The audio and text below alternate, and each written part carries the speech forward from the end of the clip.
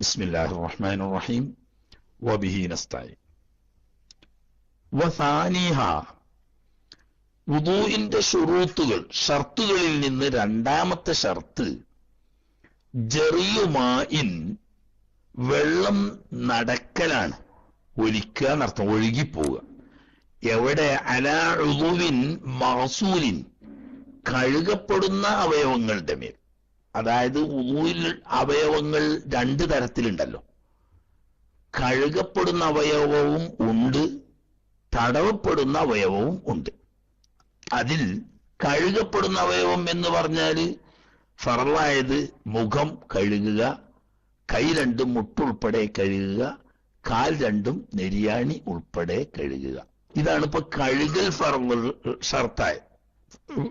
ഫർളായത്. ഇനി തടവൽ ഫർളായത് തലയിൽ നിന്ന് അല്പം തടയുക, അല്ലെങ്കിൽ തല മുഴുവനായി തടകൽ സുന്നത്ത്. അതുപോലെ തന്നെ ചെവി തടകൽ സുന്നത്ത്. അപ്പോ ഫർളായ നിലക്കും സുന്നത്തായ നിലക്കും തടകേണ്ട അവയവവും ഉണ്ട്, കഴുകേണ്ട അവയവവും ഉണ്ട്. ഈ കഴുകേണ്ട അവയവത്തിലാണ് വെള്ളം ഒഴുകി നടക്കുക അഥവാ ഒലിക്കൽ ഷർത്താകുന്നത്. തടയപ്പെടുന്ന അവയവങ്ങളിൽ വെള്ളം ഒഴുകൽ ഷർത്തില്ല, അഥവാ ഒഴുകി എന്നതുകൊണ്ട് കേടില്ലാനും. ഉദാഹരണം, ഒരാൾ തല തടവുന്നതിന് പകരം തലയാണ് കഴുകിയെന്ന് വെക്കുക, അതുകൊണ്ട് തെറ്റൊന്നുമില്ല. പക്ഷേ അങ്ങനെ വെള്ളം ഒഴുക്കി കഴുകൽ ഷർത്തില്ല. കഴുകപ്പെടുന്ന അവയവങ്ങളിൽ അത് ഷർത്താണ് എന്നാണ് ഇപ്പൊ പറഞ്ഞത്.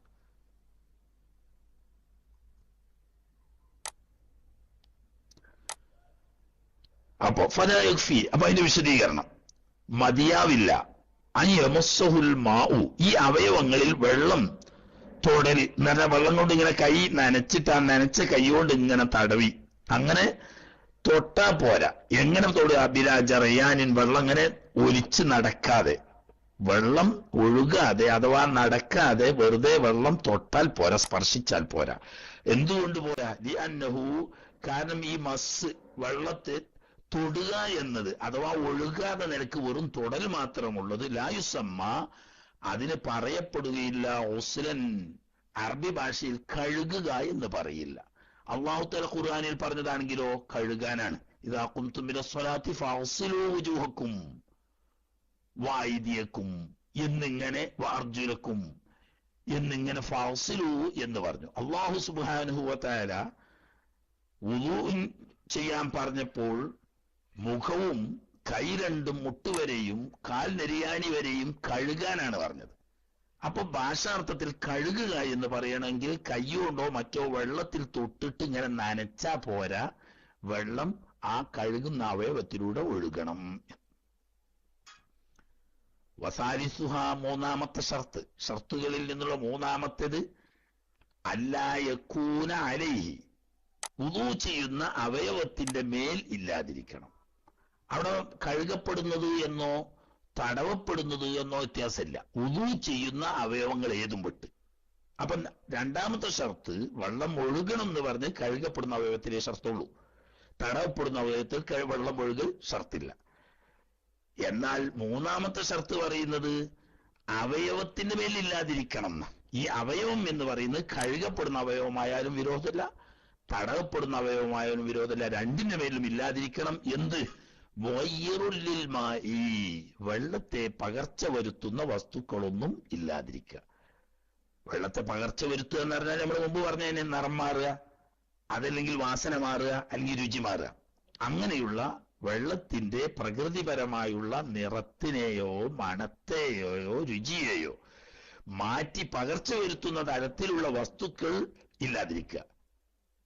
കുറഞ്ഞ പകർച്ചയല്ല, എങ്ങനത്തെ പകർച്ച? തഹയ്യുറൻ വാറൻ, വുദൂഇന് തടസ്സമാവുന്ന തരത്തിലുള്ള പകർച്ച എന്ന് പറഞ്ഞാൽ വെള്ളം എന്ന് നിരുപാധികം പറയാൻ പറ്റാത്ത നിലക്ക് പകർച്ച, അധികതിച്ച പകർച്ച. അതൊക്കെ പണ്ട് പറഞ്ഞേപ്പെട്ടെ. തയ്യുർ വാറ് എന്ന കുറഞ്ഞ പകർച്ചയല്ല, വെള്ളം എന്ന പേര് നിരുപാധികം പറയാൻ പറ്റാത്ത തരത്തിൽ അധികരിച്ച രീതിയിലുള്ള പകർച്ച. അങ്ങനെയുള്ള പകർച്ച ആക്കുന്ന വസ്തുക്കൾ അവയവത്തിൽ ഇല്ലാതിരിക്കുക. തടയുന്ന അവയവത്തിലും ഉണ്ടാവാൻ പാടില്ല, കഴുകുന്ന അവയവത്തിലും ഉണ്ടാവാൻ പാടില്ല. ആ പകർച്ച വരുത്തുന്ന വസ്തു ഇതുപോലെ, ഉദാഹരണം സാഫറാനി, കുങ്കുമം പോലെ. കുങ്കുമത്തിന് നിറം ഉണ്ടാവും, വാസനയും ഉണ്ടാവും. കുങ്കുമം കലങ്ങിയിട്ട് പച്ചവെള്ളം പോയിട്ട് ഒരു കളർ വെള്ളമായിട്ട് വന്നു, പച്ചവെള്ളം എന്ന് പറയാൻ പറ്റാത്ത അവസ്ഥ വന്നു. സ്വന്തരി ചന്ദനം, ചന്ദനത്തിന്റെ നിറം അധികം കാണാനുണ്ടാവില്ലെങ്കിലും വാസന ഉണ്ടാവും. അപ്പൊ അത് വെള്ളം എന്ന പേര് പറയാൻ പറ്റാത്ത മറ്റൊരു, അപ്പൊ രുചി കൊണ്ടോ വാസന കൊണ്ടോ നിറം കൊണ്ടോ അധികരിച്ച പകർച്ച വന്നുകൊണ്ട് വെള്ളം എന്ന് നിരുപാധികം പറയാൻ പറ്റാത്ത നിലക്ക് പകർച്ച വരാം എന്ന വസ്തുക്കൾ വുളുവിന്റെ അവയവത്തിൽ ഉണ്ടാവാൻ പാടില്ല. അതേസമയത്ത് പേരിന് കുറച്ചുണ്ട്. അത് വെള്ളം നനഞ്ഞപ്പം കുറഞ്ഞൊരു പകർച്ച വെള്ളത്തിന് വന്നു, പക്ഷേ വെള്ളം എന്ന് പറയാൻ പറ്റാത്ത നിലക്കുള്ള അധികരിച്ച പകർച്ച ഇല്ലെങ്കിലോ കുഴപ്പമില്ല താനും. എന്നാൽ ഇവിടെ തന്നെ ഖിലാഫല്ലി ജമ്മിൻ, ഏതാനും ചില ഇമാമിങ്ങൾക്ക് എതിരായ നിനക്ക് ഈ പറഞ്ഞ വിഷയം, അതായത് അവയവത്തിൽ പറ്റിപ്പിടിച്ച് നിൽക്കുന്ന വസ്തുക്കളെ കൊണ്ട് വെള്ളം പകർച്ച വന്നാലും വുളു സഹിയാവുന്നതിന് തടസ്സമല്ല എന്ന് ചില ആളുകൾ പറഞ്ഞിട്ടുണ്ട്. പക്ഷെ അത് മുഅ്തമദ് പ്രബലമായതിനെതിരാണ്. മുഅ്തമദ് ശരീരത്തിന് അധികരിച്ച പകർച്ചയാവുന്ന നിലക്കുള്ള വസ്തു അവയവത്തിൽ ഉണ്ടായാൽ അതുകൊണ്ട് പകർച്ച വന്നിട്ട് വെള്ളം എന്ന് പറയാൻ പറ്റാത്ത നിലക്ക് വന്നാൽ അവയവത്തിലല്ലാത്ത വസ്തു കൊണ്ടിട്ട് വെള്ളം എന്ന് പറയാൻ പറ്റാത്ത നിലക്ക് പകർച്ച വന്നാൽ വെള്ളം തുഹൂറല്ലാതായി മാറും, ശുദ്ധിയാക്കാൻ പറ്റാതെയാവും മാറും. അതേ നിയമം തന്നെയാണ് അവയവത്തിൽ ഉള്ളതാണെങ്കിലും എന്നാണ് ഷാഫി മദ്ഹബിൽ മുഅ്തമദ്. ഈ മുഅ്തമദിനെതിരാണ് ഖിലാഫലി ജമ്മി എന്ന് ചില ഇമാമിയങ്ങൾ പറഞ്ഞിട്ടുണ്ട്. അവയവത്തിൽ പറ്റിപ്പിടിച്ച സാധനം കൊണ്ട് വെള്ളം പകർച്ചയായാൽ അത് അധികരിച്ച പകർച്ചയാണെങ്കിലും കുഴപ്പമില്ല എന്ന്. പക്ഷെ അത് മുഅ്തമദല്ല. വറാബിഉഹ, നാലാമത്തെ ഷർത്ത്, അല്ലാ യകൂന അലൽ ഉദുവി, വുളുവിന്റെ അവയവത്തിൽ ഇല്ലാതിരിക്കണം. അത് കഴുകപ്പെടുന്ന അവയവവും കണക്ക്, തടവപ്പെടുന്ന അവയവവും കണക്ക്, ഒക്കെ കണക്കന്നെ, രണ്ടും കണക്കാം. ഇപ്പൊ വെള്ളം ഒഴുക്കുക എന്നറിഞ്ഞോടത്ത് മാത്രമാണ് കഴുകപ്പെടുന്ന അവയവം എന്ന ഉപാധി വെച്ചത്. ബാക്കി രണ്ടോടത്തിലും കഴുകപ്പെടുന്ന അവയവമാണെങ്കിലും തടവപ്പെടുന്ന അവയവമാണെങ്കിലും ഒരു നിയമം തന്നെ. എന്തില്ലാതിരിക്കുക? ഹായിലുൻ ബൈനൽ മാഇ വൽ മൗസൂലി, കഴുകപ്പെടുന്ന ഈ അവയവത്തിന്റെയും വെള്ളത്തിന്റെയും ഇടക്ക് തടസ്സമാവുന്ന നിലക്ക്, മറയാവുന്ന നിലക്കുള്ള വസ്തു ഇല്ലാതിരിക്കണം. വെള്ളം ചേരുന്നതിനെ തടയാന്ന് പറഞ്ഞാൽ വെള്ളം ചേരാതെ എന്നതിന് പ്രതിബന്ധമാവുന്ന നിലക്കുള്ള വസ്തുക്കൾ ഇടയിലുണ്ടാകരുത്. അതുപോലെ കനൂറത്തിൻ, ചുണ്ണാമ്പ്, ഒരാളുടെ കയ്യിൽ കുറെ ചുണ്ണാമ്പുണ്ട്, വെള്ളം അതിന്റെ മുകളിലൂടെ ഒഴുകിപ്പോയി, അവയവത്തിൽ വെള്ളം ഒഴുകിയല്ലോ. പക്ഷേ ഈ വെള്ളം ഒഴുകിയ വെള്ളത്തിന്റെയും കഴുകപ്പെടുന്ന കയ്യിന്റെയും ഇടയിൽ തടസ്സമായിട്ട് നിൽക്കുന്നു ഈ ചുണ്ണാമ്പ്. അപ്പൊ അതുകൊണ്ട് ആ ചുണ്ണാമ്പ് കളഞ്ഞിട്ട് അവിടെ വെള്ളം എത്തണം, എന്നാലേ വുളു ചെയ്യാവുള്ളൂ. പക്ഷെ അതുപോലെ മെഴുക്, കഴുകപ്പെടുന്നതോ അല്ലാത്തതോ ആയ ഒരു അവയവത്തിൽ, അതായത് തടകപ്പെടുന്നതോ ആയ ഒരു അവയവത്തിന് ആകെ മെഴുകാണ്. ഈ മെഴുകിന്റെ മുകളിൽ കൂടെ വെള്ളം ഒഴിച്ചാൽ വെള്ളം ഇങ്ങനെ ഒഴിച്ചു പോവും. അപ്പം വെള്ളം നടക്കുക എന്ന് പറഞ്ഞേ പെട്ട്. പക്ഷേ ഈ വെള്ളം കയ്യിൽ ചേരുന്നതിന് അല്ലെങ്കിൽ കാലിൽ ചേരുന്നതിന് ഈ മെഴുക് തടസ്സ. അങ്ങനെ വെള്ളം അവയവത്തിലേക്ക് ചേരുന്നതിന് പ്രതിബന്ധവും തടസ്സവുമാവുന്ന നിരക്ക് വസ്തു ഉണ്ടാകും. അതുപോലെ ദുഹുനിൻ ജാമിദിൻ, ഉറച്ച എണ്ണ. ഉടച്ച എണ്ണ എന്ന് പറഞ്ഞപ്പോ എങ്ങനെയാ? കൈകൊണ്ടോ മറ്റോണ്ട് വടിച്ചാല് വേറിഞ്ഞ് കട്ടിയായിട്ട് കിട്ടുന്ന തരത്തിലുള്ളതാണെങ്കിൽ കട്ടിയായ ജാമിദായ എണ്ണ എന്ന് പറയും. അങ്ങനെ കട്ടിയായ നിലക്ക് കൈകൊണ്ട് വടിച്ചാൽ വേറിച്ച് കിട്ടാൻ മാത്രം കട്ടിയായ എണ്ണ ഉണ്ടെങ്കിൽ അതിന്റെ മുകളിൽ കൂടെ വെള്ളം പോയാൽ പോരാ, വെള്ളം ചേരുന്നതിന് ആ എണ്ണ തടസ്സമാവും. അതുപോലെ തന്നെ വൈനഹിബരിൻ, മഷിയുടെ തടി എന്ന് പറഞ്ഞപ്പോ നമ്മള് ഈ വോൾപേന അതിന്റെ ട്യൂബ് പൊട്ടിയാല് ഒരു കട്ടിയുള്ളൊരു സൈസ് മഷി ഉണ്ടാവും. അത് കയ്യിലോ ശരീരത്തിൽ കഴുകപ്പെടുന്ന അവയവങ്ങളിലോ പുരണ്ട്. അതിപ്പോ ശരിക്കും വടിച്ചാൽ അതിൽ നിന്ന് ഇങ്ങനെ വേറിഞ്ഞ് കിട്ടും. ആ നിലക്ക് കട്ടിയുണ്ട്. എന്നാൽ അതിന്റെ മുകളിൽ കൂടെ കഴുകിയാൽ പോരാ, അത് വടിച്ച് കളഞ്ഞതിന് ശേഷം കഴുകണം. വഹിന്നായിൻ, മൈലാഞ്ചിയുടെ തടി എന്ന് പറഞ്ഞാൽ മൈലാഞ്ചി നല്ലോണം അരച്ചിട്ട് കൈമൽ പുരട്ടിയിട്ടുണ്ട്, അതിന്റെ മുകളിൽ കൂടെ വെള്ളം പോയാൽ പോരാ, അത് വടിച്ച് കളഞ്ഞ് തടിയൊക്കെ നീക്കി ഇനി നിറം മാത്രമാണെങ്കിൽ കുഴപ്പമില്ല, അതിന് വേറെ പറയും. ഇപ്പൊ നമ്മള് തടിയുള്ള ഇടക്ക് തടസ്സമാവുന്ന വസ്തുക്കളിൽ ചുണ്ണാമ്പ് മെഴുക് ഒക്കെ പറഞ്ഞോടത്ത് വളരെ വ്യക്തം. എന്നാൽ ഈ എണ്ണ, മഷി, മൈലാഞ്ചി എന്നിവയ്ക്ക് രണ്ടവസ്ഥ ഉണ്ട്. കണ്ടോ? ദുഹ്ന് ജാമിദ് പറഞ്ഞു ഉറച്ചെണ്ണ എന്ന് പറയാൻ കാരണം അത് പഠിച്ചാൽ തടിയായിട്ട് വേറെ കിട്ടാൻ മാത്രമുള്ളത് എന്നർത്ഥം. അത് തടസ്സാണ്. എന്നാൽ ബിഖിലാഫി ദുഹ്നിൻ ജാരിൻ, ഉറച്ചതല്ലാത്ത ജാരിയായ, അതായി മായൻ, ഉറച്ചതല്ലാത്ത നീരായ നിലക്കുള്ള എണ്ണ. ഉദാഹരണം, ഒരാള് തലയിൽ എണ്ണിട്ട് ആ എണ്ണ മുടിയിൽ നല്ലോണം പുരട്ടി. ഇപ്പൊ മുടിയിൽ എണ്ണ മയം കാണാനുണ്ട്, അല്ലെങ്കിൽ ശരീരത്തിൽ എണ്ണ തേച്ചാണ്. അങ്ങനെ കയ്യിലും കാലിലുമൊക്കെ എണ്ണമയമുണ്ട്, പക്ഷേ കട്ടിയായ എണ്ണയില്ല. അവിടെ എണ്ണമയമുണ്ട്, കയ്യിലും കാലിലും മുഖത്തും ഒക്കെ എണ്ണമയമാണ്, എണ്ണ തേച്ചിട്ടുണ്ട്. എന്നാൽ അത് കട്ടിയായതല്ലെങ്കിൽ അതുകൊണ്ട് കുഴപ്പമില്ല. പക്ഷേ കട്ടിയായിട്ടില്ലെങ്കിൽ പോലും എണ്ണ തേച്ച കയ്യിലൂടെ, കാലിലൂടെ, മുഖത്തിലൂടെ ഒക്കെ വെള്ളം പാർന്നാൽ വെള്ളം അങ്ങനെ ഒലിച്ചു പോവും, അവിടെ പിടിച്ചു നിൽക്കൂല. അത് കുഴപ്പമില്ല. ഈ ഉറച്ചതല്ലാത്ത നീരായ എണ്ണന്റെ മുകളിലൂടെ വെള്ളം ഉറച്ചിക്കുന്നില്ല എന്ന് പറഞ്ഞാൽ നമുക്ക് ഉറപ്പാണ് കാണാം. കയ്യുമ്മലോ മുഖത്തോ ഒക്കെ എണ്ണ വരട്ടിയിട്ട് അതിമ്മ കൂടെ വെള്ളം പാർന്നാൽ വെള്ളം കൊണ്ട് ഓടിപ്പോരും, അവിടെ പറ്റി പിടിച്ച് നിൽക്കൂല. എന്നാലും ഉദു സഹിയാകും. കട്ടിയായ വടിച്ചാൽ കിട്ടുന്ന നിരക്ക് കട്ടിയായ എണ്ണ ഇല്ലാഞ്ഞാൽ മതി. നീരായ നിരക്കുള്ള എണ്ണ ഉണ്ടെങ്കിൽ അവിടെ വെള്ളം പിടിച്ചു നിൽക്കുന്നില്ലെങ്കിലും ആ എണ്ണന്റെ മുകളിലൂടെ അവയവത്തിനുള്ളിൽ വെള്ളം ഒഴിച്ചാൽ മതി. അതുപോലെ തന്നെ അയനഹിബിർ, മഷിന്റെ തടി ഉണ്ടാകാൻ പാടില്ലായിരുന്നു. നേരത്തെ പറഞ്ഞേക്ക് മോൾപ്പേനന്റെ ട്യൂബ് ഒക്കെ പൊട്ടിയിട്ട് വരുന്ന ആ കട്ടിയുള്ള മഷി അതുണ്ടാകാൻ പറ്റൂലായിരുന്നു. എന്നാൽ അസരിഹിബിരിൻ, മഷിയുടെ അസർ അടയാളം മാത്രം, അതിന്റെ നിറം മാത്രം, അതിന് കുഴപ്പമില്ല. എങ്ങനെ വടിച്ചൊക്കെ കളഞ്ഞു, നല്ലോണം വരച്ച് കളഞ്ഞു. എന്നാലും ചുവന്ന മഷിയാണെങ്കിൽ ചെറിയ ചുവപ്പ്, പച്ച മഷിയാണെങ്കിൽ കുറഞ്ഞൊരു പച്ച, അതല്ലെങ്കിൽ നീല മഷിയാണെങ്കിൽ ഒരു നീല നിറം ബാക്കി ഉണ്ടാവും. ആ നിറം മാത്രം ബാക്കി ഉണ്ടാവണോണ്ട് കേടില്ല, ഉള്ളൂടെ കഴുകിയാൽ മതി. അതുപോലെ തന്നെ വെഹിന്നായിൻ, മൈലാഞ്ചി, മൈലാഞ്ചിന്റെ തടിയില്ല. മൈലാഞ്ചി തേച്ച് മൈലാഞ്ചി ഇട്ട് അത് കഴുകി വൃത്തിയാക്കി. ഇപ്പൊ നിറം കാണാണ്ട്, ആ നിറം കാണുന്നോണ്ട് കുഴപ്പമില്ല. അപ്പൊ മഷിയുടെ നിറം മാത്രമുണ്ടായി, അതല്ലെങ്കിൽ മൈലാഞ്ചിയുടെ നിറം മാത്രമുണ്ടായി, എണ്ണയുടെ പശ്രമ മാത്രം ഉണ്ടായി, അവിടെ വുദൂവിന് കുഴപ്പമൊന്നുമില്ല. അതേസമയത്ത് എണ്ണയുടെ തടി കട്ടിയായത് നിൽക്കോ, മഷിയുടെ തടിയോ മൈലാഞ്ചിയുടെ തടിയോ ഉണ്ടെങ്കിൽ അതിന്റെ മുകളിൽ കഴുകിയാൽ പോരാ, അത് നീക്കിയതിന് ശേഷം തന്നെ കഴുകണം എന്നർത്ഥം. എന്നാൽ വക്കഥായുസ്തർത്തു, വെള്ളം ചേരുന്ന വസ്തു, തടയുന്ന വസ്തു അവയവങ്ങളിൽ ഇല്ലാതിരിക്കണം എന്ന് പറഞ്ഞല്ലോ.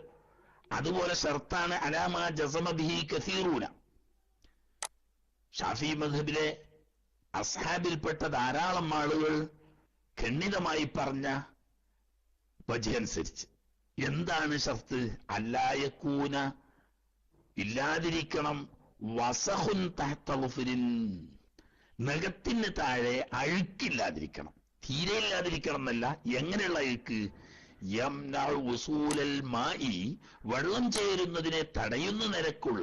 എങ്ങോട്ട് വെള്ളം ചേരുക? ലിമാ തഹ്തഹു, ഈ നഖത്തിന്റെ അടിഭാഗത്തേക്ക് വെള്ളം ചേരുന്നതിന് തടസ്സമാകുന്ന നിലക്ക് നഖത്തിന്റെ താഴെ അഴുക്കുണ്ടെങ്കിൽ അത് നീക്കിക്കളഞ്ഞെങ്കിലേ വുദൂ സഹിയാവുള്ളൂ.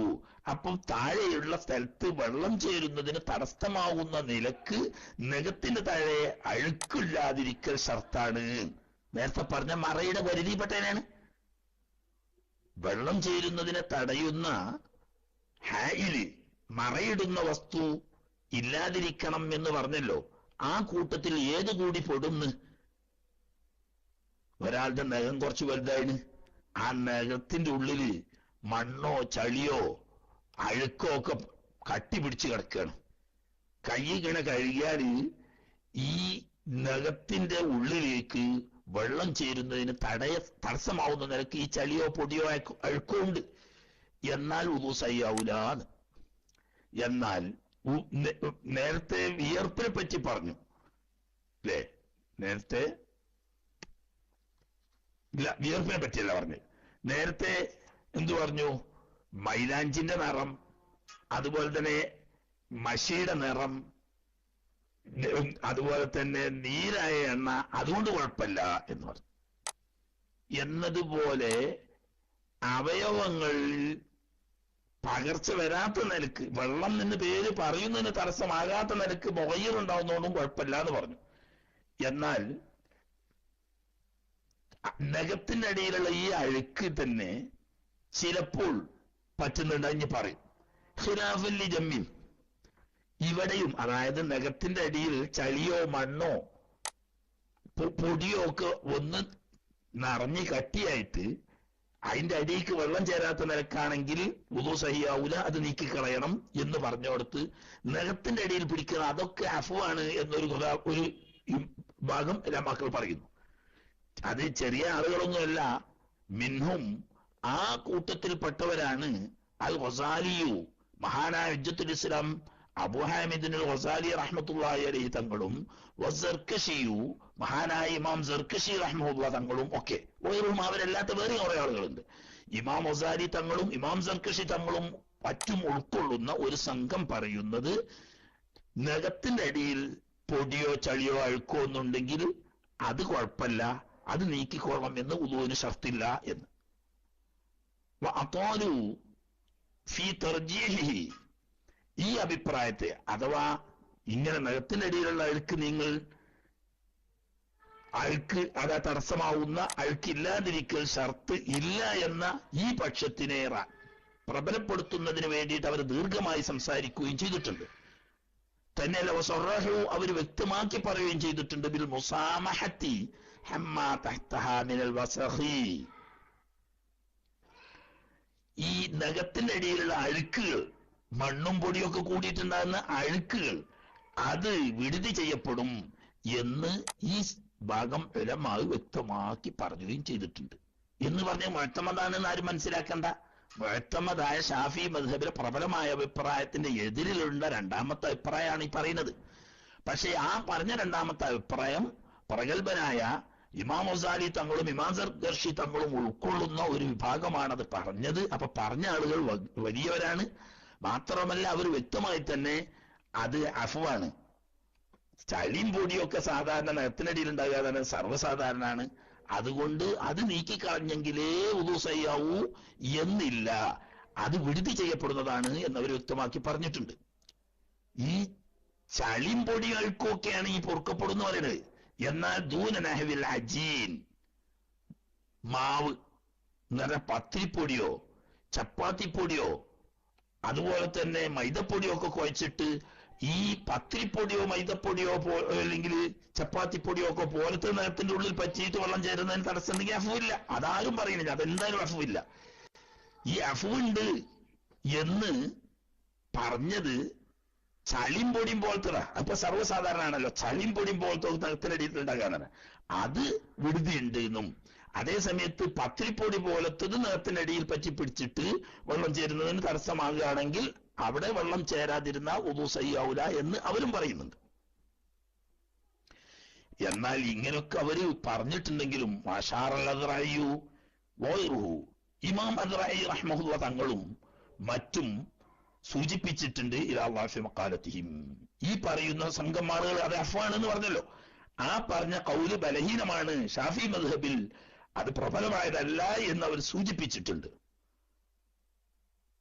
എന്ന് മാത്രമല്ല തത്തിമ്മത്ത് എന്ന് പറയുന്ന പ്രശസ്തമായ ഷാഫി മദ്ഹബിലെ ഗ്രന്ഥത്തിലും മറ്റും വ്യക്തമായി തന്നെ പറഞ്ഞിട്ടുണ്ട്. എന്ത് പറഞ്ഞു? ബിമാഫിർ റൗദത്തി വൈരിഹ, ബഹുമാനപ്പെട്ട ഇമാം നവവി റഹ്മത്തുള്ളാഹി അലൈഹി തങ്ങളുടെ റൗദയിലും മറ്റും പറഞ്ഞ ഒരു കാര്യം വ്യക്തമാക്കി പറഞ്ഞത്. എന്താണ് ആ റൗദയിലും മറ്റും പറയുകയും തത്തിമ്മത്തിലും മറ്റും വ്യക്തമാക്കുകയും ചെയ്തത്? മിൻ അദ്മിൽ മുസാമഹത്തി, വിടുതിയില്ല. അപ്പൊ നേരത്തെ മുസാമഹത്ത് ഉണ്ട് എന്ന് പറഞ്ഞല്ലോ. ഇമാം ഗസാലി തങ്ങളും ഇമാം സർകശി തങ്ങളും ഉൾക്കൊള്ളുന്ന ഒരു സംഘം ആളുകൾ നഖത്തിന്റെ അടിയിലുള്ള അഴുക്ക് പത്തിരിപ്പൊടി പോലത്തെ അല്ല, അതായത് അഫില്ല എന്നുള്ള എല്ലാരും പറയുന്ന, അതേ സമയത്ത് അഴുക്കും ചളിയും പൊടിയും പോലത്തെ അഫ് ഉണ്ട് എന്ന് പറഞ്ഞത് ബലഹീനമാണ് എന്ന് ഇമാം അദ്റായി സൂചിപ്പിച്ചപ്പോൾ തെറ്റിമത്തിലും മറ്റും അത് വ്യക്തമാക്കി പറഞ്ഞിട്ടുണ്ട്. എന്താണത്? മിൻ അദ്മിൽ മുസാമഹത്തി ബിശൈൻ മിമ്മാ തഹ്തഹാ, നഖത്തിന്റെ അടിയിലുള്ളത് എന്ത് തന്നെയാണെങ്കിലും, അത് അഴുക്കാവട്ടെ, പൊടിയാവട്ടെ, മണ്ണാവട്ടെ, പത്രിപ്പൊടി പോലത്തതാവട്ടെ, എന്തായാലും അഫ്വില്ല. എപ്പോല്ലാന്ന്? ഹൈസു മനാ വസൂലൽ മാഇ ബിമഹല്ലിഹി, ഈ അഴുക്കും പൊടിയും പോലത്തെ സാധനം പറ്റിപ്പിടിച്ചു നിൽക്കുന്ന സ്ഥലത്ത് വെള്ളം ചേരുന്നതിന് തടസ്സമാവുന്നുണ്ടോ, എന്നാൽ അതൊരിക്കലും വിടുതി ചെയ്യപ്പെടുന്നതല്ല, അത് നീക്കിക്കളഞ്ഞിട്ട് വെള്ളം ചേർന്ന് തന്നെ പറ്റുള്ളൂ എന്ന്. അപ്പൊ അതാണ് മാറ്റുന്നത്. വാഫ്തൽ ബഗ്വിയു, ഇമാം ബഗ്വി റഹ്മഹുല്ലാ ഫത്വ ചെയ്തിട്ടുണ്ട്. എന്തിനെപ്പറ്റി? ഫീ വസഹിൻ, ഒരു അഴുക്കിനെ സംബന്ധിച്ച്.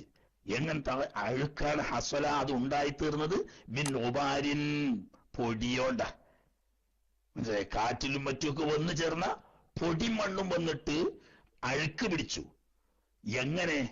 അതിനെപ്പറ്റി ഇമാം ബഗ്വി തങ്ങൾ ഫത്വ ചെയ്ത ബിഅന്നഹു, ഈ അഴുക്ക് യംനഉ സിഹത്തുൽ വുദൂ, വുദൂ സഹിയാവുന്നതിന് തടസ്സമാണ്. പുറമെന്ന് മണ്ണും പൊടിയൊക്കെ വന്നിട്ട് പറ്റിപ്പിടിച്ചിട്ട് വെള്ളം ചേരുന്നതിന് തടസ്സമാവുന്ന നിലക്കുള്ള അഴുക്കുണ്ടെങ്കിൽ വുദൂ സഹിയാവുകയില്ല എന്ന്. അതെന്താണ് പ്രത്യേകം പറയുന്നത്? ആദ്യം പറഞ്ഞ നിലത്തിന്റെ അടിയിലുള്ള മസലയാണ്. ഇതുവരെ പറഞ്ഞു വന്നതേ വസാലിമാമും മറ്റും അഫ്വ് ഉണ്ട് എന്ന് പറഞ്ഞതും, ബഹുഭൂരിപക്ഷം വരുന്ന ഇമാമിയങ്ങൾ അഫ്വ് ഇല്ല എന്ന് പറഞ്ഞതും ഒക്കെ എന്തിനെ പറ്റിയായിരുന്നു? നഖത്തിന്റെ അടിയിലുള്ള അഴുക്കിനെ പറ്റിയാണ്. എന്നാൽ ഇമാം ബഗ്വി റഹ്മഹുല്ലാ ഫത്വ കൊടുത്തതോ നഖത്തിന്റെ അടിയിലെന്നോ അല്ലാത്തതെന്നോ വ്യത്യാസമില്ല. ശരീരത്തിന്റെ വുദൂഇൽ കഴുകൽ ഫറലായ സ്ഥലത്ത് എവിടെയാണെങ്കിലും അത് വെള്ളം ചേരുന്നതിന് തടസ്സമാവുന്ന അഴുക്കാണെങ്കിൽ അഫ്വില്ല എന്ന്. വുദൂ സഹിയാവില്ല എന്ന് പറഞ്ഞാൽ അഫ്വില്ല. അപ്പൊ എന്താണ്? ആ പ്രതിബന്ധമാവുന്ന അഴുക്ക് അത് മണ്ണും പൊടിയും പോലത്തതാണെങ്കിലും അത് നീക്കിക്കളഞ്ഞ് വെള്ളം ചേർന്നെങ്കിൽ തന്നെ വുദൂ സഹിയാവുള്ളൂ. എന്നാൽ ബിഖിലാഫിമാ, ഒരഴുക്കിന് എതിരായിട്ട്, നശഅ, അത് ഉത്ഭവിച്ചത് മിംബദനിഹി, സ്വന്തം ശരീരത്തിന് തന്നെ, പുറമേ നിന്നുള്ള പത്തിരിപ്പൊടി പോലത്തതും അല്ല, മണ്ണും പൊടിയും ചെളിയും പോലത്തതും അല്ല, സ്വന്തം ശരീരത്തിൽ നിന്നിട്ട് തന്നെ ഉത്ഭവിച്ചതാണ്. ആയതാമിനെ സ്വന്തം ശരീരത്തിൽ നിന്ന് ഉത്ഭവിക്കുന്നത് ഉവൽ അറഖുൽ മുതജമ്മിദു, വിയർപ്പ് കട്ടിയായിട്ട് ഉറച്ചത്. വിയർപ്പ് അങ്ങനെ ഉറച്ച് കട്ടിയാവുമോ വെള്ളം ചേരുന്നതിന് തടസ്സമാവുന്ന നിലക്ക് നോക്കിയാൽ അത് ശ്രദ്ധിച്ചവർക്കേ അറിയുള്ളൂ. ഇപ്പൊ ഉദാഹരണം, കക്ഷത്തിലെ അല്ലെങ്കിൽ ഗുഹ്യഭാഗത്തിലെ രോമം നീക്കാതെ ദീർഘകാലം നീട്ടിയിട്ടു, എന്നാൽ അതിൽ വിയർപ്പ് പിടിച്ചിട്ട് ഈ രോമങ്ങളിലൊക്കെ ശരിക്ക് കട്ടിയായ നിലക്ക് തന്നെ വിയർപ്പ് പിടിച്ചിട്ട് കട്ടി പിടിച്ചു കിടക്കും. അതിന് നമുക്ക് എന്ത് മനസ്സിലായി? വിയർപ്പ് നീക്കാതെ ഒരു സ്ഥലത്ത് ഇങ്ങനെ കെട്ടിക്കിടന്നാൽ അവിടെ കട്ടിയാവൂന്ന്. അങ്ങനെ വുദൂഇന്റെ അവയവങ്ങളിൽ വിയർപ്പ്, അതിൽ പുറമെ നിന്നുള്ള പത്തിരിപ്പൊടി മാവ് പോലത്തതൊന്നും ചേർന്നിട്ടുമില്ല, മണ്ണ് ചളി പോലത്തത് പുറത്തുനിന്ന് വന്ന് കട്ടി കൂടിയതും അല്ല, മറിച്ച് വെറും വിയർപ്പ് ഇങ്ങനെ വിയർത്ത് വിയർത്ത് വിയർത്ത് അതിങ്ങനെ കട്ടിയായിട്ടാണെങ്കിൽ അത് അഫ്വുണ്ട്. അൻവാർ, കേട്ടോ? വിയർപ്പ് പോലത്തെ ശരീരത്തിൽ നിന്നിട്ട് സ്വയം ഉണ്ടാവുന്നതാണെങ്കിൽ അത് കട്ടിപിടിച്ചാലും വുദൂ സഹിയാവുന്നതിന് തടസ്സമല്ല, അത് അഫ്വുണ്ട്. അല്ലാത്തതാണെങ്കിൽ വുദൂഇന്റെ അവയവത്തിൽ നിലത്തിനടിയിലാണെങ്കിലും അല്ലെങ്കിലും അഫ്വില്ല എന്നതാണ് പ്രബലമായത്. വഹാമിസുഹ എന്നതാണ് തീർക്കുക. ഇനി വുദൂഇന്റെ ഫർളാണ് പിന്നെ പറയാനുള്ളത്. ഒരു ഷർത്ത് കൂടി കഴിഞ്ഞാൽ ഷർത്ത് കഴിഞ്ഞു. അവിടെ ഷർത്ത് കഴിഞ്ഞിട്ട് ഇൻഷാ അല്ലാഹ് നമുക്ക് നിർത്താം. വഹാമിസുഹ, അഞ്ചാമത്തെ ഷർത്ത് ദുഹൂലു വഖ്തിൻ, സമയം പ്രവേശിക്കലാണ്. ആർക്ക്? ലിദാഇമി ഹദസിൻ, നിത്യശുദ്ധി എന്ന രോഗമുള്ളവർക്ക്. നിത്യശുദ്ധി ഒക്കെ രോഗം.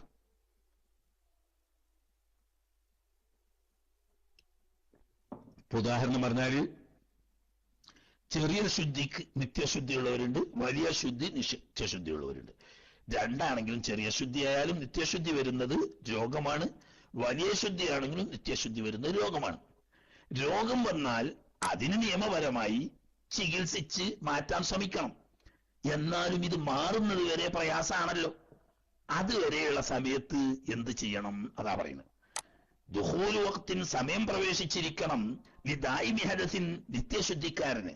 അപ്പൊ ദായിമ ഹദസുള്ള ആള്, നിത്യശുദ്ധിയുള്ള ആളുകൾക്ക് വുളൂ ചെയ്യണമെങ്കിൽ ഏത് കാര്യത്തിന് വേണ്ടിയിട്ടാണോ വുളൂ ചെയ്യാൻ ഉദ്ദേശിക്കുന്നത് എങ്കിൽ ആ സംഗതിയുടെ വഖത്ത് കടന്നതിന് ശേഷമേ ചെയ്യാൻ പാടുള്ളൂ.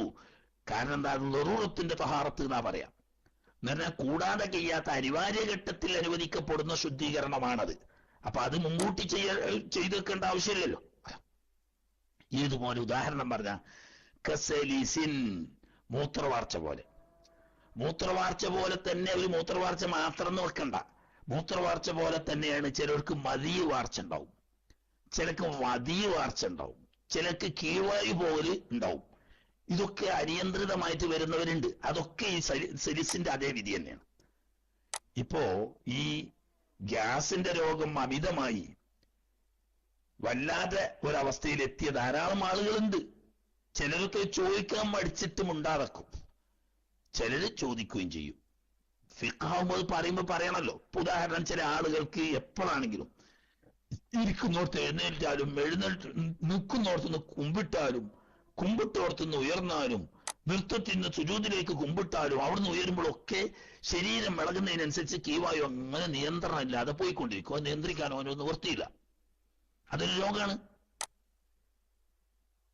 അതപ്പം മൂത്രം ഇങ്ങനെ കിരിഞ്ഞുകൊണ്ടിരിക്കുക എന്ന് പറയുന്ന ഒരു രോഗമാണ്. എന്നതുപോലെ കീവായു നിയന്ത്രിക്കാൻ പറ്റാതെ ഇങ്ങനെ പോയിക്കൊണ്ടിരിക്കുക എന്ന് പറയുന്നത് മറ്റൊരു രോഗമാണ്. ചില ആളുകൾക്ക് മതി ഇങ്ങനെ കുറേശ്ശെ പുറപ്പെട്ടുകൊണ്ടിരിക്കും, അതെങ്ങനെയും വരാതെക്കൂല.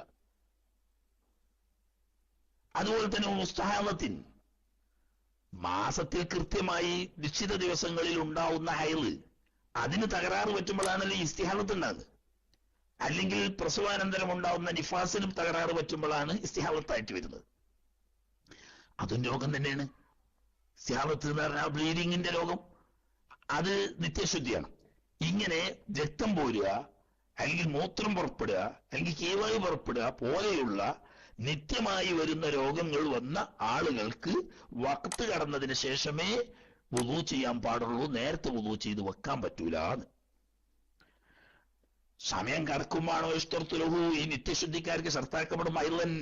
ഇതിന്റെ പുറമെ, അതായത് വഖ്ത് കടക്കണം, അത് ഷർത്താണ്. അതിന്റെ പുറമെ ഒരു ഷർത്ത് കൂടി ഉണ്ട്. എന്താണ്? വന്നു ദുഹൂരിഹി, വഖ്ത് പ്രവേശിച്ചു എന്ന മിക്കവാറും ധാരണയും ഉണ്ടായിരിക്കണം. എന്ന് പറഞ്ഞാൽ വഖ്ത് കടക്കുകയും കടന്നെന്ന് അറിയുകയും വേണമെന്ന്.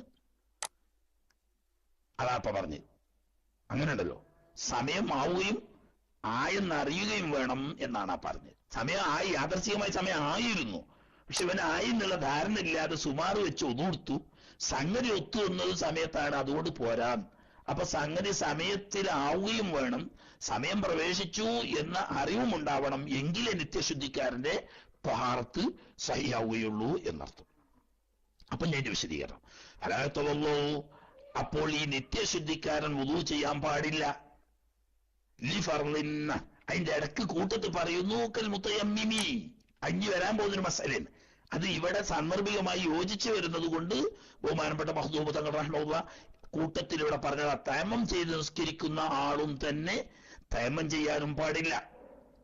അപ്പൊ തയമ്മം ചെയ്ത് നിസ്കരിക്കുന്ന ആള് തയമ്മം ചെയ്യാൻ പാടില്ല പറഞ്ഞാൽ നിത്യശുദ്ധി ആയതുകൊണ്ടല്ല, അത് വെറൂറത്തിന്റെ ത്വഹാറത്തായതുകൊണ്ടാണ് കേട്ടോ. രണ്ടോടത്തിലുള്ള ബന്ധം അതാണ്. നിത്യശുദ്ധിയുള്ളവര് വഖ്ത് കടന്നതിന് ശേഷം തന്നെ ചെയ്യുന്ന ശുദ്ധീകരണം യഥാർത്ഥ ശുദ്ധീകരണമല്ല, വെറൂറത്തിന്റെ ത്വഹാറത്ത. എന്നതുപോലെ വെള്ളം ഉപയോഗിക്കാൻ പറ്റാത്ത രോഗമുള്ളത് കൊണ്ടോ അല്ലെങ്കിൽ വെള്ളം ഉപയോഗിക്കാൻ വേണ്ട വെള്ളം ഇല്ലാത്തത് കൊണ്ടോ തയമ്മം ചെയ്യേണ്ടി വരുന്ന സാഹചര്യവും വെറൂറത്തിന്റെ തഹാറത്ത് എന്നാണ് അതിനും പറയുന്നത്. വഹൂറത്തിന്റെ തഹാറത്ത് എന്ന വെറൂറത്തിന്റെ തഹാറത്ത് എന്ന ബന്ധം രണ്ടിനുണ്ട് എന്നതുകൊണ്ട് ഈ നിയമത്തിൽ രണ്ടും തുല്യമാണ്. അപ്പൊ തയമ്മം ചെയ്യുകയാണെങ്കിലും നിത്യശുദ്ധിക്കാരൻ വുദൂ ചെയ്യുകയാണെങ്കിലും ചെയ്യാൻ പാടില്ല. ലിഫർളിൻ, ഫർദസ്കാരത്തിന് വേണ്ടിയിട്ടുള്ള വുദൂ, ഔ നഫിലിൻ മുവഖത്തിൻ, അല്ലെങ്കിൽ നിശ്ചയിക്കപ്പെട്ട ഒരു വഖ്തുള്ള സുന്നത്തസ്കാരം. ഇങ്ങനെ വഖ്ത് നിശ്ചയിക്കപ്പെട്ട സുന്നത്തസ്കാരത്തിനും ഫർദസ്കാരത്തിനും വേണ്ടി നിത്യശുദ്ധിക്കാര് വുദൂ ചെയ്യാൻ പാടില്ല. തയമ്മം ചെയ്ത് നിസ്കരിക്കുന്ന ആള് തയമ്മം ചെയ്യാൻ പാടില്ല. എപ്പം പാടില്ല എന്ന് ഖബ്ല വഖ്തി ഫിഅലിഹി, ആ ഫർദ് നിസ്കാരം അതല്ലെങ്കിൽ ആ വഖ്ത് നിശ്ചയിക്കപ്പെട്ട സുന്നത്തസ്കാരം ചെയ്യേണ്ട സമയം കടക്കുന്നതിന്റെ മുമ്പ് പാടില്ല. അപ്പൊ വഖത്ത് കടന്നതിന് ശേഷമേ വുദു ചെയ്യാൻ പാടുള്ളൂ. എന്നതുപോലെ തേമം ചെയ്യുകയാണെങ്കിൽ തേമം ചെയ്യാനും വഖത്ത് കടന്നതിന് ശേഷമേ പാടുള്ളൂ. അത് വഖത്ത് നിശ്ചയിക്കപ്പെട്ടതോ ഫർളോ ആയ നിസ്കാരാണെങ്കിൽ. ഇനി വരി സ്വലാത്തി ജനാസത്തിൻ കാരണപ്പെട്ടതാ. നിസ്കാരം 4 അധികം. ഒന്ന് വഖത്തുള്ളത്, മറ്റൊന്ന് മുന്തിയ കാരണമുള്ളത്, ഇനിയൊന്ന് പിന്തിയ കാരണമുള്ളത്, നാലാമത്തത് പ്രത്യേക സമയവും ഇല്ല പ്രത്യേക കാരണവും ഇല്ലാത്ത. ഇനി മുത്തലൊക്കെ സുന്നത്ത് എന്ന് പറയും. അപ്പൊ അതിന് ഒരു സ്വലാത്തി ജനാസത്തിൻ എന്ന് പറഞ്ഞത് അതിന് വഖത്തല്ല, സബബാണ്. വേണമെങ്കിൽ അതിന് വഖത്ത് എന്ന് പറയാം, പക്ഷെ സബബാണ്. മയ്യിത്ത് നിസ്കാരത്തിന് വേണ്ടിയിട്ട് വുദു ചെയ്യാൻ പാടില്ല നിത്യശുദ്ധിക്കാർ. അല്ലെങ്കിൽ തേമം ചെയ്യുന്ന ആളാണെങ്കിൽ തേമം ചെയ്യാൻ പാടില്ല. എപ്പോൾ? ഖബലൽ ഗുസ്ലി, മയ്യിത്ത് കുളിപ്പിക്കുന്നതിന് മുമ്പ്. എന്നാൽ ആ മയ്യിത്ത് കുളിപ്പിക്കുമ്പോൾ എന്താകാൻ പറ്റുള്ളൂ? മയ്യിത്ത് കുളിപ്പിച്ചതിന് ശേഷമേ മയ്യിത്ത് നിസ്കരിക്കാൻ പറ്റുള്ളൂ. എന്നാൽ കഫൻ ചെയ്തതിന് ശേഷം അതിൽ സുന്നത്തേ ഉള്ളൂ. ഒരാൾ മയ്യിത്ത് കുളിപ്പിച്ച് കഴിഞ്ഞ ഉടനെ തന്നെ ആ മയ്യിത്തിന് മേൽ നിസ്കരിക്കുന്നുണ്ടെങ്കിൽ നിസ്കാരം സഹിയാവും. പക്ഷെ സുന്നത്ത് കുളിപ്പിച്ചതിന് ശേഷം ഈ കഫൻ ചെയ്തിട്ട് നിസ്കരിക്കലാണ് സുന്നത്ത്. ഇവിടെ സുന്നത്ത് പ്രശ്നമാക്കണില്ല, കുളിപ്പിക്കൽ ഷർത്താണല്ലോ. അപ്പൊ മയ്യത്ത് കുളിപ്പിച്ചതിന് ശേഷം മാത്രമേ നിത്യശുദ്ധിക്കാര് മയ്യത്ത് നിസ്കരിക്കാൻ വേണ്ടി വുദു ചെയ്യാനും പാടുള്ളൂ. അതുപോലെ തന്നെ തൈമം ചെയ്ത് നിസ്കരിക്കുകയാണെങ്കിൽ തൈമം ചെയ്യാനും പാടുള്ളൂ. തഹിയ്യത്തിൻ, പള്ളി കയറിയാലുള്ള തഹിയ്യത്ത് നിസ്കാരത്തിന് വേണ്ടി വുദു ചെയ്യാൻ പറ്റൂല. ഖബ്ല ദുഖൂലിൽ മസ്ജിദി, പള്ളിയിൽ പ്രവേശിക്കുന്നതിന് മുമ്പ്. കാരണം പള്ളിയിൽ പ്രവേശിച്ചു കഴിയുമ്പോഴാണ് തഹിയ്യത്ത് സുന്നത്ത് വരുന്നത്. അപ്പൊ ആ പ്രവേശിക്കുക എന്ന് പറയുന്ന സംഗതി ഉണ്ടായി കഴിയുമ്പോഴേ നിസ്കാരം സുന്നത്തിന് ആവുന്നുള്ളൂ. അപ്പോ പ്രവേശിച്ചതിന് ശേഷം വുദു ചെയ്യണം. അപ്പൊ പള്ളിയിൽ വെച്ചിട്ട് വുദു ചെയ്യേണ്ടി വരും. അതപ്പൊ അതിന്റെ പ്രശ്നം. അതിനായിട്ട് വുദു എടുക്കുമ്പോഴേ അങ്ങനെ. അതേസമയത്ത് ളുഹ്ർ നിസ്കരിക്കാൻ വേണ്ടിയിട്ട് ളുഹ്ർ വാങ്ങി കൊടുത്ത്, അല്ലെങ്കിൽ ദുഹാ നിസ്കരിക്കാൻ വേണ്ടിയിട്ട് ദുഹാ സമയത്ത് വുദു കൊടുത്തു, എന്നിട്ട് പള്ളി കയറി. പള്ളി കയറുമ്പോ പിന്നെ പ്രത്യേകിച്ച് വേറെ വുദു കൊടുക്കേണ്ട ആവശ്യമില്ല. ഇവിടെ തഹിയ്യത്ത് മാത്രമാവുമ്പം പള്ളി കയറുമ്പോഴേ അതിന്റെ വഖത്ത് കിടക്കുള്ളൂ. അപ്പൊ അതിന് നേരത്തെ വുദു കൊടുത്തിട്ട് പള്ളി കയറിയാൽ പറ്റൂല, പള്ളി കയറിയിട്ട് വുദു കൊടുക്കണം എന്ന്. അതിന് മാത്രമാവുമ്പോഴേ വലിയ റവാത്തിബിൽ മുതാഖിറത്തി, ഫർദ് നിസ്കാരത്തിന് ശേഷമുള്ള റവാത്തിബ് സുന്നത്തിന് വേണ്ടി വുദു ചെയ്യാൻ പറ്റൂല. തൈമം ചെയ്ത് നിസ്കരിക്കുന്ന ആളാണെങ്കിൽ തൈമം ചെയ്യാനും പറ്റൂല. ഖബ്ല ഫീലിൽ ഫർദി, ഫർദ് നിസ്കരിക്കുന്നതിന് മുമ്പ്. അതിനായിട്ട് സ്വന്തം കൊടുക്കുകയാണെങ്കിൽ അഞ്ഞ് പറയും, ഒരു ഫർദ് നിസ്കാരത്തിന് വേണ്ടിയിട്ട് ഒരു തൈമം ചെയ്യുകയോ നിത്യശുദ്ധിക്കാർ വുദു ചെയ്യുകയോ ചെയ്താൽ ആ ഫർദ് നിസ്കരിച്ചതിന്റെ പുറമെ സുന്നത്ത് സ്ത്രീ നിസ്കരിക്കുക വേറെ കാരണങ്ങളെ കൊണ്ട് വുദു മുറിയുന്നത് വരെ. തൈമത്തിന്റെ അവിടെ അങ്ങനെ തന്നെയാണ്. തൈമത്തിന്റെ അവിടെ ഒരു ഫർദ് നിസ്കാരത്തിന് വേണ്ടി തൈമം ചെയ്തു. ആ തൈമം ചെയ്തു കഴിഞ്ഞാൽ പിന്നെ തൈമം ബാത്തിലാവുന്ന കാര്യങ്ങൾ ഉണ്ടാകുന്നത് വരെ സുന്നത്ത് നിസ്കരിക്കാതെ ആ കൂട്ടത്തിൽപ്പെടുത്ത. അല്ലാതെ ഇതിനു വേണ്ടി ചെയ്യുകയാണെങ്കിൽ അതിന്റെ വഖത്ത് കിടക്കണം എന്നർത്ഥം. ഇനി വലസിമ നിർബന്ധമായി വരും. വുദു ആനി 2 വുദു എടുക്കൽ നിർബന്ധമാവും. വുദു ചെയ്യുകയാണെങ്കിൽ നിത്യശുദ്ധിന്റെ പേരിൽ വുദു ചെയ്യുകയാണെങ്കിൽ, ഔ തൈമുമാനി, തൈമം ചെയ്യേണ്ട സാഹചര്യമാണെങ്കിൽ 2 തൈമം ചെയ്യേണ്ടി വരും. ആർക്ക്? അലാ ഖതീബിൻ ദായിമിൽ ഹദസി, നിത്യശുദ്ധിക്കാരനായ ഖതീബ് 2 വുദു ചെയ്യണം. അല്ലെങ്കിൽ തൈമാണെങ്കിൽ 2 തൈമം ചെയ്യണം. ഏതാണ്? അഹദുഹുമാ, ഒന്നാമത്തേത് ലിൽ ഖുതുബത്തൈനി, 2 ഖുതുബ ഓതാൻ വേണ്ടിയിട്ടായിരിക്കും ആ വുദു ചെയ്യുന്നത്. ഖുതുബ ഓതാൻ വേണ്ടിയിട്ട് എടുത്ത വുദു കൊണ്ട് നിസ്കരിക്കാൻ പറ്റൂല. എന്നതുപോലെ തൈമം ചെയ്യാൻ വേണ്ടിയിട്ട് വുദു ചെയ്തു, അല്ല ഖുതുബ ഓതാൻ വേണ്ടിയിട്ട് തൈമം ചെയ്തു, എന്നാൽ ആ തൈമം കൊണ്ട് ജുമാ നിസ്കരിക്കാൻ പറ്റൂല. ജുമാ നിസ്കരിക്കാൻ വേണ്ടിയിട്ട് വേറെ തൈമം ചെയ്യണം. വല്ലാഹറു, രണ്ടാമത്തെ വുദു അല്ലെങ്കിൽ രണ്ടാമത്തെ തൈമം ബഅദഹുമാ, ഈ 2 ഖുതുബക്ക് ശേഷം ചെയ്യണം. എന്തിനു വേണ്ടി? ലിസ്സലാത്തി ജുമാഅത്തിൻ, ജുമാ നിസ്കരിക്കാൻ വേണ്ടി. ഖതീബാവുമ്പോ നിത്യശുദ്ധിക്കാരനാണെങ്കിൽ അയാൾ വുദു ചെയ്യുമ്പോ ആദ്യം ഒരു വുദു ചെയ്തിട്ട് ഖുതുബ ഓതണം. ഖുതുബ ഓതി കഴിഞ്ഞതിന് ശേഷം നിയമപ്രകാരം വുദു ചെയ്തിട്ട് വേണം ജുമാ നിസ്കരിക്കാൻ. അപ്പൊ പിന്നെ അവിടെ ഒരു ഇഷ്കാല് വരാൻ സാധ്യതയുണ്ട്. എന്താണ്? ഖുതുബയുടെയും ജുമായുടെയും ഇടയിൽ മുവാലാത്ത് ഷർത്തുണ്ടല്ലോ. ആ മുവാലാത്തിന് തടസ്സമല്ല എന്ത്? രണ്ടാമതൊരു തൈമം ചെയ്യുകയും അതിനു വേണ്ട കാര്യങ്ങൾ ചെയ്യുകയും ചെയ്യുന്നത്. അതുപോലെ തന്നെ നിത്യശുദ്ധിക്കാരനാണെങ്കിൽ വുദു ചെയ്യുകയും അതിനു വേണ്ട കാര്യങ്ങളും ചെയ്യുന്നത് മുത്തഫറാണ്, പൊറുക്കപ്പെടുന്നതാണ്. അതുകൊണ്ട് മുവാലാത്ത് മുറിയില്ല.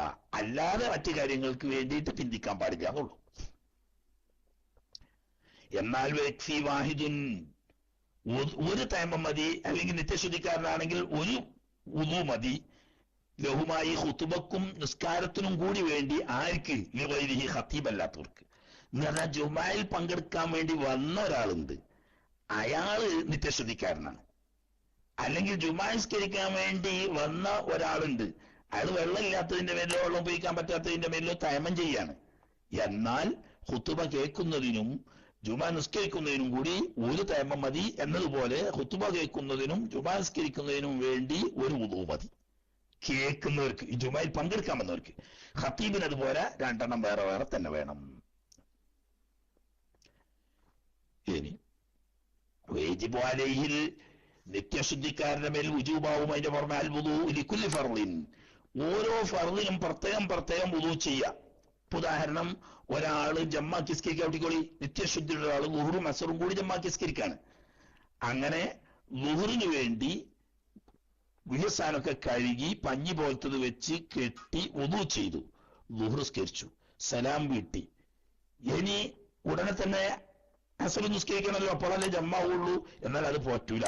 ളുഹർ സ്കരിച്ചു കഴിഞ്ഞ ഉടനെ വേഗം പോയിട്ട് ഗുഹ്യസ്ഥാനം ഒന്നുകൂടി കഴുകി നേരത്തെ വെച്ചിരുന്ന പഞ്ഞി മാറ്റി പുതിയ പഞ്ഞി വെച്ച് കെട്ടി വുളൂ ചെയ്തിട്ട് വേണം അസർ സ്കരിക്കാൻ. അവിടെ ഇപ്പം ജമ്മാക്കി സ്കരിക്കാണ്, ഒരേ വഖത്തിന് വേണ്ടതാണ്, 2 ഇട മുറിയാൻ പാടില്ല എന്നൊക്കെ പറഞ്ഞാലും ളുഹറിന് വേറെ വുളൂ വേണം, അസറിന് വേറെ വുളൂ വേണം. ഏതുപോലെയൊക്കെ തയമ്മം ചെയ്ത് സ്കരിക്കുകയാണെങ്കിലും അങ്ങനെ തന്നെ. ഒരാൾ യാത്രയിലാണ്, അല്ലെങ്കിൽ രോഗം കൊണ്ടിട്ടോ മറ്റോ വെള്ളം ഉപയോഗിക്കാൻ പറ്റാത്ത ആളാണ്, അങ്ങനെ തയമ്മം ചെയ്ത് സ്കരിക്കുകയാണ്.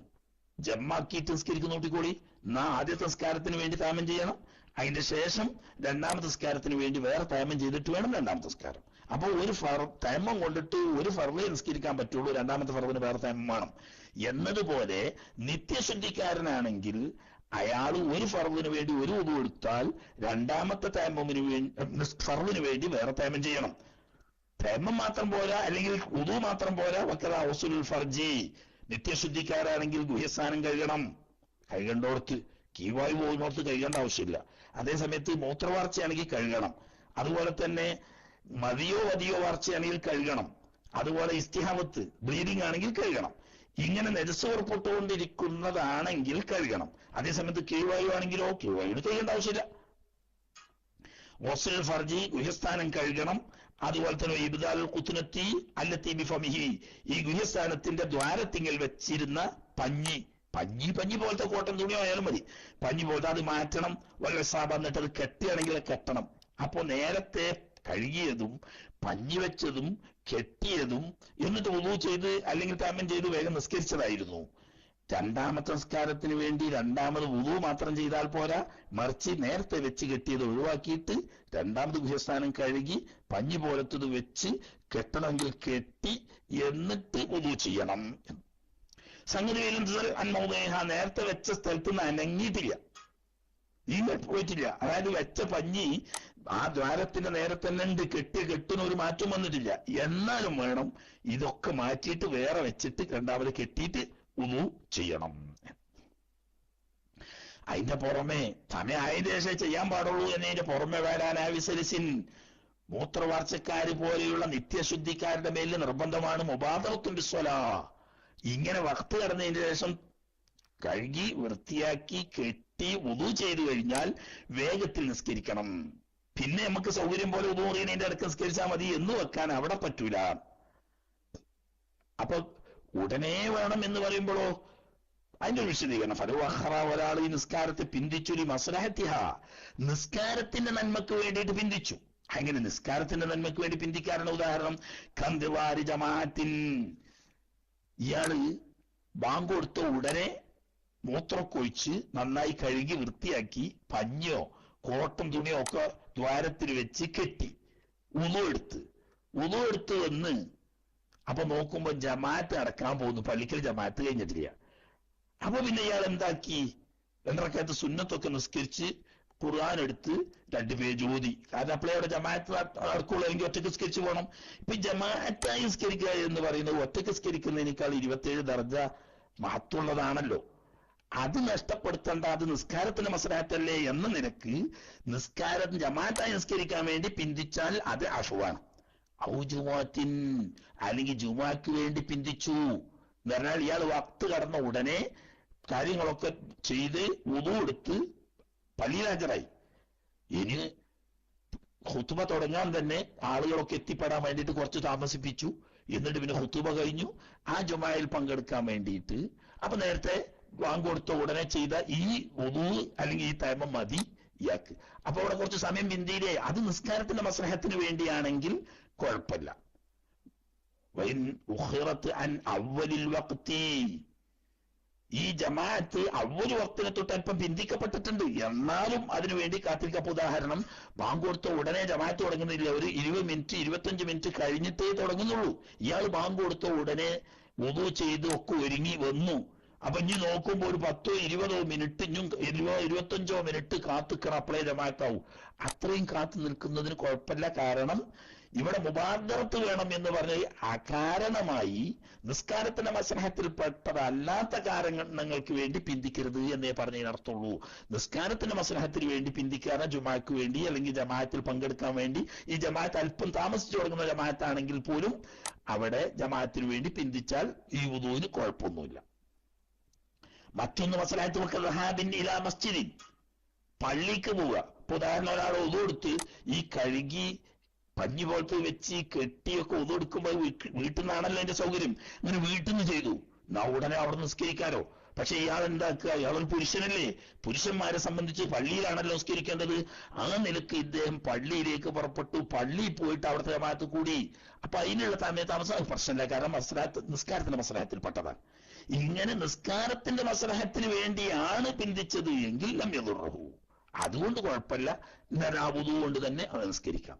അല്ലാതെ കാരണം കൂടാതെ പിന്തിക്കുകയോ നിസ്കാരത്തിന്റെ മസ്ലഹത്തിന് വേണ്ടിയല്ലാതെ മറ്റെന്തെങ്കിലും ആവശ്യത്തിന് വേണ്ടി പിന്തിക്കുകയോ ചെയ്യാൻ പാടില്ല. അങ്ങനെ പിന്തിക്കുകയാണെങ്കിൽ ഈ വുദൂ കൊണ്ട് പിന്നെ നിസ്കരിക്കാൻ പറ്റാതെ വരും. മാറ്റി കഴുകി രണ്ടാമത് വെച്ച് കെട്ടി വുദൂ ചെയ്തെങ്കിലേ നിസ്കരിക്കാൻ പറ്റുള്ളൂ. അതേസമയത്ത് നിസ്കാരത്തിന്റെ മസ്ലഹത്തിന് വേണ്ടിയാണെങ്കിൽ പിന്തിക്കുന്നതിന് കുഴപ്പമില്ല. ഇപ്പോ വുദൂവിന്റെ ഷർത്തുകൾ 5 ചുരുങ്ങിയ കോലത്തിൽ പറഞ്ഞു കഴിഞ്ഞു. ഇനി വുദൂവിന്റെ ഫർളുകളാണ്. ഇൻഷാ അല്ലാഹ് അത് പിന്നീട് ഓതാം. സമയം ഇല്ല, സാധാരണ സമയം തന്നെ ആയിട്ടുള്ളൂ, അല്ലാതെ ഏറിയിട്ടില്ല. പിന്നെ അത് ഷർത്ത് നിന്നാണ് പൂർത്തിയാക്കാം എന്ന് ഒരാഗ്രഹം തോന്നിയതുമാണ്. കാരണം അങ്ങനെ മറ്റേ നീട്ടിക്കൊണ്ടുപോയിട്ട് കാര്യമില്ലല്ലോ. ഇനി ഇൻഷാ അല്ലാഹ് കുറച്ച് സമയം നമുക്ക് എന്തെങ്കിലുമൊക്കെ അത്യാവശ്യപ്പെട്ട കാര്യങ്ങൾ ഉണ്ടെങ്കിൽ സംശയം ചോദിക്കാനും ഒക്കെയാണ്. അല്ലാഹു സുബ്ഹാനഹു വ തആല നാഫിയായ ഇൽമു കൊണ്ട് നമ്മളെല്ലാവരെയും അനുഗ്രഹിക്കുമാറാകട്ടെ എന്ന് ദുആ ചെയ്തുകൊണ്ട് പ്രിയപ്പെട്ട സുഹൃത്തുക്കൾക്ക് ചോദ്യം ചോദിക്കാൻ മൈക്ക് കൈമാറുന്നു. ദുആ വസിയത്തോടെ അസ്സലാമു അലൈക്കും വറഹ്മത്തുള്ളാഹി.